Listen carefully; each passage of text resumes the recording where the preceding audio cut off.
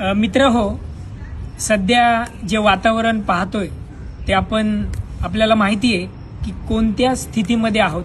म्हणजे खऱ्या अर्थानं कुठं नेऊन ठेवलाय महाराष्ट्र माझा ही म्हणायची वेळ आहे.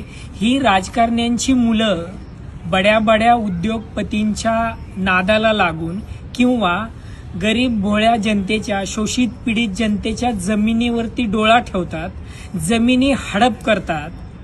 हे कुठपर्यंत चालणार आहे? बरं, त्यांना शिक्षा होणार आहे की नाही? विषय कशा पद्धतीने दाबला जातोय हे तुम्ही पाहताय.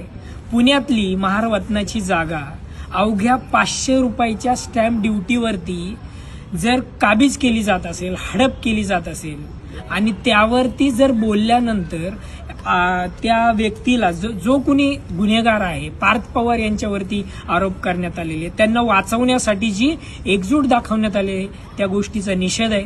महारत्नाची जागा असं किंवा कुठलीही गोरगरिबांची, आज तुम्ही पाहता की अगदी साधा फ्लॅट घ्यायचा असेल, कुठं घर घ्यायचं असेल तर आयुष्यभर झगडावं लागतं, EMI भरावे लागतात आणि पूर्ण आयुष्यभर संघर्ष करावा लागतो. परंतु इतकी सगळी 500 रुपयाची स्टॅम्प ड्युटी, जिथं साधारणपणे काहीतरी 6 कोटी द्यावे लागतात, 1800 कोटीची जमीन अवघ्या 300 कोटींमध्ये लाटली गेलेली. अरे हे काय चाललेलं आहे?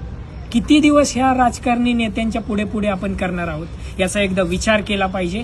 पार्थ पवार हे त्या गुन्ह्यामध्ये दोषी असतील तर त्यांना कडक कडक शिक्षा केली जाईल. नाहीतर आमच्यासारख्या गोरगरिबांना कुठेही पकडलं जातं, सिग्नल तोडला, अमुक तमुक वगैरे. आणि यांच्या एवढं जवळीक, म्हणजे यांच्यावरती प्रेम दाखवण्याची काय गरज आहे? या घटनेचा जाहीर निषेध आहे. या 1800 कोटीची किंवा ही जी काही महारत्नाची जागा आहे आणि अशा पद्धतीच्या जेवढ्या काही घटना आहेत त्याच्यावरती गुन्हा दाखल झालाच पाहिजे. या घटनेचा जाहीर निषेध.